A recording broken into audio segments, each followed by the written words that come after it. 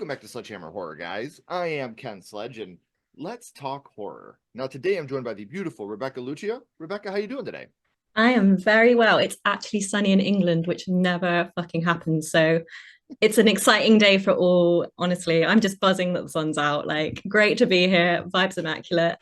Right. It just figures the sun's out and you're trapped inside with me. So, It's so no, that's a true horror thing, right? Isn't it? We love a sunny day, but we love a sunny day with a horror film on in the background. So don't worry about it. We're right, we're just living our authentic truth right now, aren't we? 100%. But before we get started on why you are here, I would like for the people that don't know you to get to know you a little bit. You are an award-winning playwright and screenwriter held by the Women in Horror competition as the most exciting female voice in horror. You debuted your first horror short in 2018, and you've gone on to gain accolades from the National Theatre, London Horror Society, and Fright Fest, just to name a few. So, is there any place that we could check out this short now? Do you know what? I've done that like awfully vain thing where I've like buried it because new projects are coming through. When you were just like, that wasn't me. So I might after this, do you know what? After this, I'll put my short back on Twitter and everyone can laugh because it is basically a very, very David Lynchian kind of everything's set in a black space. It's basically teenage girls murdering men, which is a Yeah. has been a passion of mine to write since childhood. So I promise I'll drop it. Okay. Everyone who's watching this, I'll drop it on my Twitter. I promise. That's my promise to you today. And you guys don't have to go far to look because I have her social media links as well as that link all down in the description, guys. So if you're not already, make sure you're following her on social media. Make sure you're checking out all of their links, as well as make sure you're checking out the short film. But that's not where it stops for you because you're writing three feature films right now at the moment. Two are in pre-production and one is in development. Now I know that obviously NDAs exist and there's certain things you can and cannot talk about, but is there anything you can tell us about the one that's in development at the moment? Oh, okay. So the one that's in development is going back to kind of the British Gothica. So I mean, I'm sure we'll talk about it today, but I was very much raised on the sort of dark and gritty melancholy of like the British horror. And my two others are set in very distant locations from my home country, and they're very unfamiliar locations to my home country. Whereas this is me back in England, going back to what I was raised on. And hopefully it's just going to be a gnarly little nightmare. So yeah, I'm really excited about it. Really excited about it. And yeah, I think it's very different for me because we're going from kind of the other two are perhaps more heightened supernatural strange horror. This is going back to like the kind of horror that gets underneath your nails, the uncanny valley, familiar, unfamiliar. So yeah, really excited, really excited about that. Oh, you I'm got me all very excited. excited. Yeah, just from hearing you talk, I'm I just all got a little excited now. goosebumps. I was like, oh girl. So yeah, Well, really and excited. well, with you creating horror, that's one of the things that are paramount to you is, female led, always Mm. original, always impactful. And when I hear, always female led, especially with you being a female writer, I feel like that's very important to have that type of representation. And as excited as you are for it, that gets me even more excited to see these things that are going to be a female led Hey. project that takes place there in that dirty, grimy, under your skin type of Yeah. feeling. So, what Well, was I your think inspiration for some of your work? um so I've always been quite a disturbed person. When this is honestly like I'm happy for this film record. When I was 8, I wrote a story about a skinless man throwing a fetus into a fire. Ooh, that could My be its parent own short film right there. my parents read it and were like, interesting. So I think I've always been a kind of strange little kid. And like I don't mean necessarily harming animals or being brutal, but just always I was always appealed to unusual things. And I remember once reading The Three Little Pigs and being really gutted the wolf didn't win. And I was like, oh, for fuck's sake, poor kid, poor guy, just wanted to get some munch. Um, Right. so yeah, I think from that, to be honest with you, I think there's always been a curiosity. I've always tried. My dad had a fantastic collection of horror books, and so I read a lot of them behind his back and was like really hungry to kind of um, find out about the different side of life. And I think that's just become something that's been repetitive throughout all of my work is what's what's like behind the curtain, what are we all not showing each other? And I think that's probably the most interesting thing to me. Again, it's that sort of humanity and horror, like what's a wretched thing about us. And I think I've chased that my whole life because I've got a very idyllic, lovely family, all my friends are really normal and great, and I've just been like, that's nice, but I want to know the dirt. So yeah, just a horrible little kid, I think. I was a nice little kid, but I was a strange little kid. Well, now your dad's watching it like, I knew she was reading those fucking books. Yeah, he's like, wait a fucking second, bitch.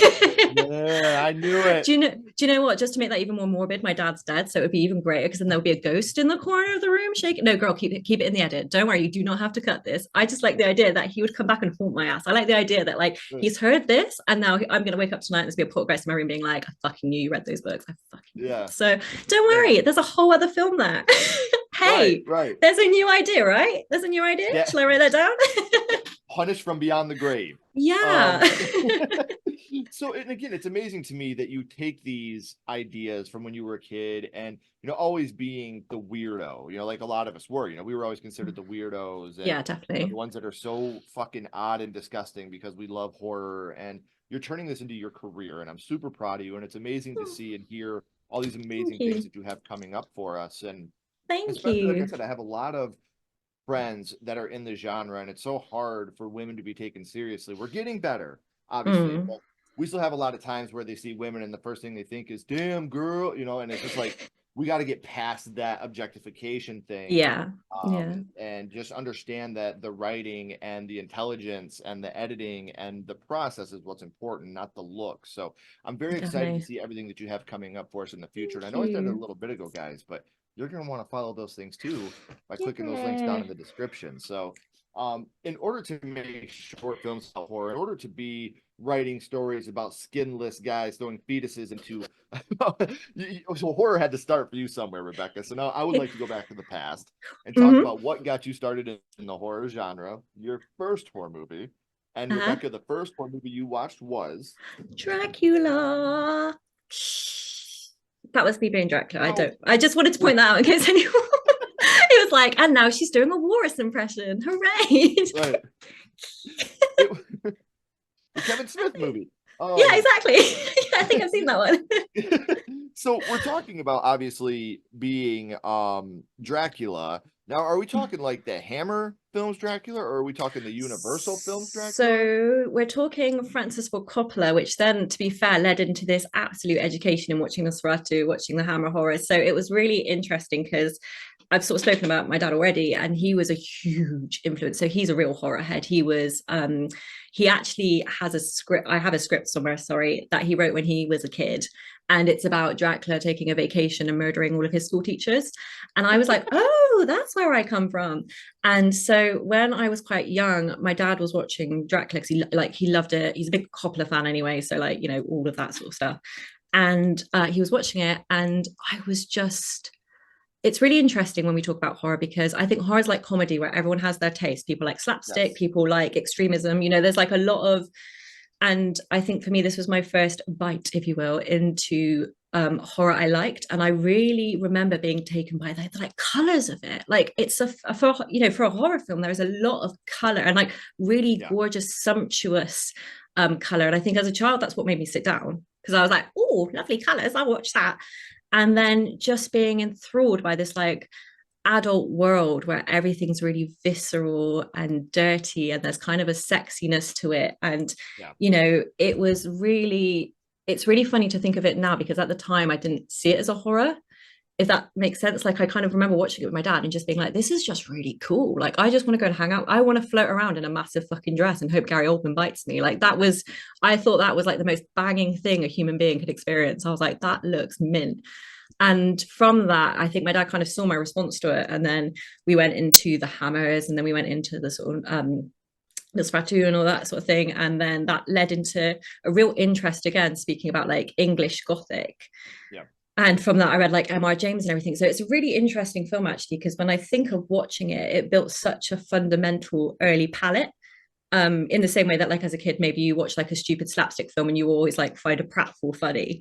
I think no matter what horror I experienced in later life, I always go back to loving something that's very like gothic and colorful, and kind of has that, like, again, that really British melancholic sexual oppression, that is just really tantalizing to me, because I think it's such a restrained form of horror. I think when horror comes through, and like with stuff like Dracula, it's more about the subtleties of his body movements, or the way he ensnares a vulnerable woman. Like, I mean, if we think about like the current world, and the femicides and the rapes and everything, it's like a real story about like men like manipulating women. And could we see it as a coercive control film? Like, maybe we could. And it's one of those films that when I first watched it, I was just like, oh, pretty.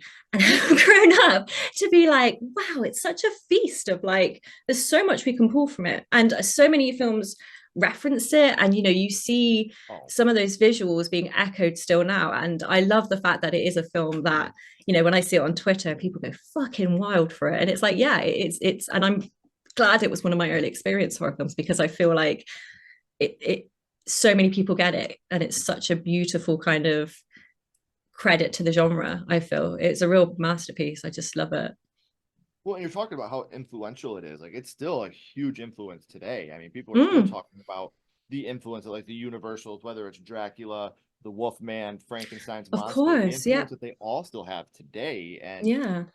this is a movie, like I said, I feel like with where you were talking about, this really started the sexiness with vampires. It carried Definitely. on, like Fright Night. You look at that, the sex, the Lost Boys, the Yeah. sexiness that comes along with what a vampire is, and the seduction and almost hypnosis of what they're able to do because of their sexiness. And I think that's what's always attracted me to vampires, is there's this element of love and sexuality, and it's just so dark and beautiful all at the same time. Now, do you remember from Dracula which scene it was that affected you the most? So Sadie Frost being kind of put back into the coffin. So it was this like outrageous, I think, again, it's really fascinating how you absorb cinema. And mine, I always seem to capture screenshots. My eyes kind of like, I can watch a whole film, but I'll pick out like 3 images from a film that like really stick with me. And it was this like wonderful white ruff, and then her white skin, and then the teeth that are bloody.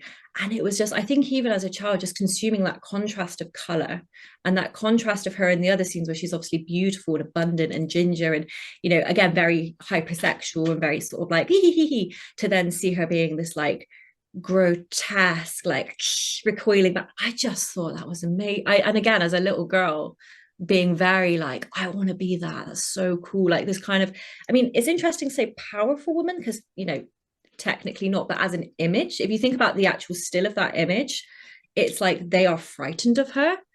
And that's really exciting, because again, like women in horror are often very vulnerable, or the victims or whatever. And to see this kind of like, nah, like I just thought it was, and like again, first exposure to that kind of image was just so, like, even thinking of it now, like just remember being in like, and then going on to watch things. I mean, this is not a very good film in comparison, but then watching like Van Helsing and seeing the Van Helsing brides and being like, being a vampire girl is so cool, because you get a nice wardrobe, good teeth, and everyone's scared of you. And I thought that was really cool. That is why I aspire to this day. I long to be. I just need my teeth to grow a little bit and tidy up the wardrobe, and we'll nearly be there. Just if there's any vampires watching, like, I'm available. Yeah, just like this side. But yeah, that's my good biting side. Can you have a preference? Like, but this is my better angle. Like, if you want to come in like this side, you might change your mind. You're like, oh no, this side. Oh, that's awesome. And it's funny, yeah. I've never thought of it that way. Like the powerfulness that comes with seeing these women that, like you said, they're taken advantage of, they're bitten, but then they have that reanimation, and where they are now the hunter. Yeah, definitely. Hunted. And it, that is very powerful, especially for a young girl watching this, to see a woman rise up and be villainous. No, and that was the thing. It was just so exciting, and it was so, because there was these like wonderful contrasts of her in like white, and it being really sort of like, like I said, for like a child, like that visual cue of like the different. It was just, I would love it like tattooed on my face if I could. Like it's still like I still see it, and I still think it's like one of my favorite scenes. And even like the overacting of it, without being unkind, but I think sometimes that's what always makes horror joyous, is that like it's not about doing the like subtle little looks to each other. It is about doing the whole like nah. And I Yeah. think again, like as a child consuming that was just like fantastic. I want more. It didn't make me a good actress because I thought that's how you acted. And yeah, it didn't.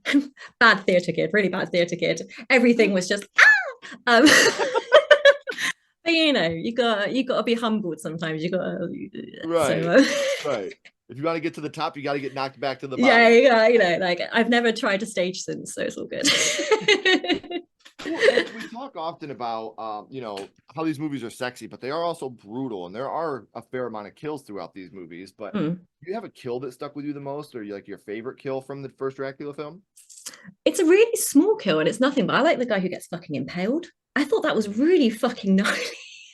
Like again, comparative to what we consume now, I wouldn't have even turned a blind eye for it. But as a kid, thinking of that, and like also like the fantastic symbology of obviously like you stab a stake a vampire. Don't put a snake on it, it won't work. But yeah, that just like I will defeat you with this snake. Come on, Yeah. go. Me and my gardener snake are gonna get you. Me and this asp will try.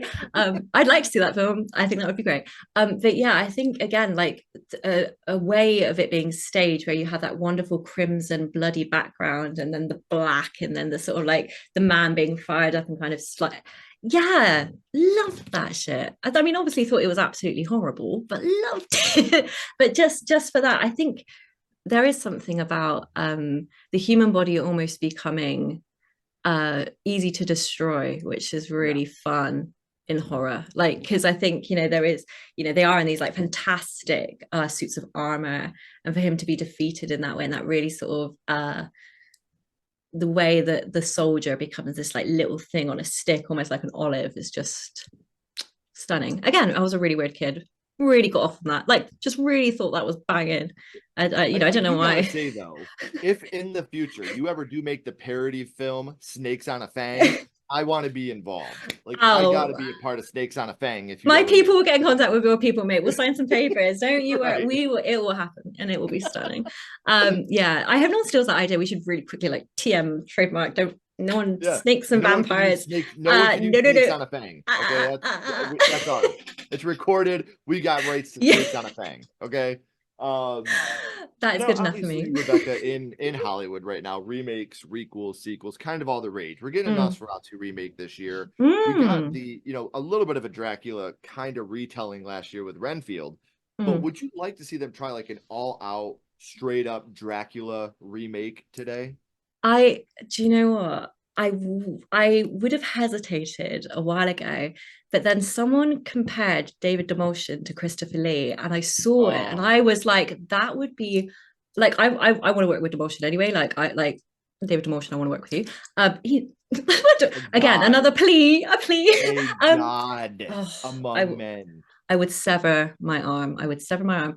But I think he would be someone that I almost would love to see like a resurgence of like the Hammer horror style where we have like silk and velvet and, it The is castles sexy. that are gothic. Yeah. And, Yeah. Or like almost like painted backdrops. Like there is something about the contemporary, like I consume a lot of like the A24 stuff and I love this like really exciting renaissance we're going through. But then again, probably from watching Dracula as a kid, my inner romantic would love to see a Dracula with someone like Demotion in this very playful Hammer, still with the cape. Yeah, of course. I and he's think still that very awkward type of sexy too, to where like he's just like everything I've seen him in, whether yeah, his small roles in like Prisoners or The Boogeyman, to a starring role in Late Night with the Devil. The guy, to me, he's always been one of the people that can just steal a scene, no matter what scene he's exactly. in. He's acting opposite of Jake Gyllenhaal in Prisoners, and he's completely chewing the scenery away. So he's just somebody that I would love to see take a head starring role in a movie like Dracula, where he's playing this sexy villain that you want to root Agreed. for, but is so evil. So I think you're right. I think he's got that kind of credential because it does. That's the thing with Dracula is, and I mean, even if you look at Gary Oldman, like Gary Oldman is an interestingly handsome man, but he's not, it's not a Hemsworth brother. It's not a, I don't right. know, it's not your sort of obvious. And that is kind of what isn't that kind of what makes it all work and is wonderful, is that Dracula by definition is a murderer, a brutalist, a sicko, right? And then you've got this person that you're like, oh, he's kind of fit though. And yeah, I think, yeah, that's my ideal scenario. My ideal scenario would be, give me Hammer back, give me Demotion, I'll be his wife, it'll be fine. I can't act, as we all know, I can just do that, but I can do my own fangs. So right, exactly. And that's what I was gonna say. Like, we don't even need you. All we need to do is you walk around like this. That's all we need, you know. Dustmouthing would be sold. I'll tell you that right now. End of the tape, he's sold. I'll tell you that. So we talked about your first horror movie, and you know, with that being Dracula and what Dracula means to you. But here for a second, I do want to throw a little bit of a curveball at you. My little buddy Ghostface is here, and he has a question for you. Ooh. What's your favorite scary movie, Rebecca? What is your favorite horror movie of all time? Oh God, I was hoping you were just going to say film so I could say Paddington 2. I mean, there are some horrific moments in that film where you don't know if he's going to get Aunt Lucy the book. Oh, do you know what? And she's a divisive little movie for contemporary reasons, but I did fucking love Late Night with the Devil. So I've always been really mad on Midsummer, really mad on Midsummer. Saw it in the cinema about 6 times, cried every time. Florence Pugh, and then went to go see Late Night with the Devil. And I think there's something about, and maybe again, this kind of actually relates to talking about Dracula, where there's something about like really beautiful stylization in horror, and this kind of like, they really build this like beautiful cinematic experience where you are absolutely convinced you are watching this night unfold. And as a fan of Emotion, obviously, like seeing him get a lead was stunning. And I don't, sometimes it's really hard to like find that exact word, like, oh, it's this. But I just remember coming out of the cinema and being so, I love an unraveling. And I felt they did this really beautiful, like he didn't go sort of like hyper manic, you know, your sort of typical Scream Queen or King is sort of rah. We just saw this like really beautiful character kind of trying to hold himself and suspend himself in time and trying to win and just trying to do the best and just being swallowed by his own greed and wants. And I think that kind of brings us back to the beginning of the conversation, to be fair, which is like, I think I'm most interested by seeing a human being essentially gut themselves on camera and be like, here I am, warts and all, and this is where I failed, or this is where I could be a better person, or this is what I've sacrificed to do. And I think that film nails it for me. And I just thought it was, you know, beautiful, really, and also just really good fun. Like really good fun. Like, who doesn't want some of the crazy shit in that film? Like, and I love a good practical effect. Don't want to spoil it, but you know, like, you're like, oh, that's so fun. I want to play with worms all day. Worms. Don't we all? So yeah, but then honestly, if bloody Ghostface hadn't surprised me with that, I'd have probably come up with a more intellectual, like, yes, the 1978. But that's why I don't ever tell anybody I ask them that question, because I want it to be off the seat of your pants. Like, fuck, what's the movie that I love right now? Like, that's what I love. I love that genuineness of that. So I'll try not to send you a recording later where I say something really intellectual and I'm like, yes, Cannibal Holocaust. So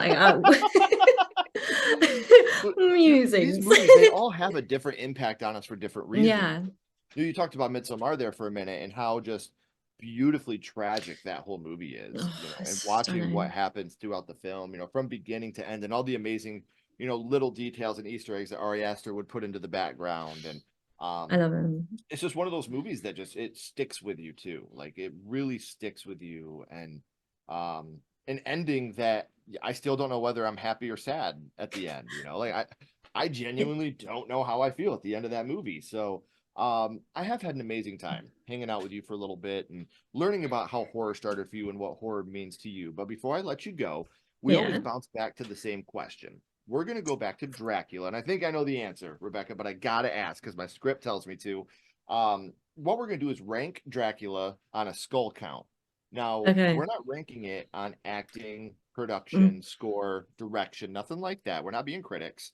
What we're doing is ranking Dracula on how much it affected you on your first viewing. So 0 skulls being not effective, 5 being extremely effective. You can use half and quarter skulls anywhere in the middle. Rebecca, what would your ranking of Dracula be? I genuinely think it's gonna have to be 5 because I actually even indulge.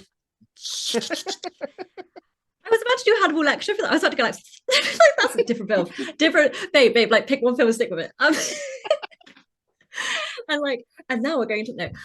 Yeah, because actually, in doing this conversation with you and realizing that appetite and how that went on to form my very base taste of horror and how that came up and has become what it is now, that love for color, that love for disgusting feral little beasts on screen, and even though he is a supernatural being, there's the whole decomposition of self and ultimately putting your guts out and being kind of tragic. And yeah, I think I honestly like it's a and alone for watching it with my dad. I mean, come on, who doesn't have a sentimental film with someone? But yeah, definitely I'm actually quite like, oh, Dracula, what a film, what a life-changing moment that was. But Right. yeah, no, fine. Let's give it And not 10, 5.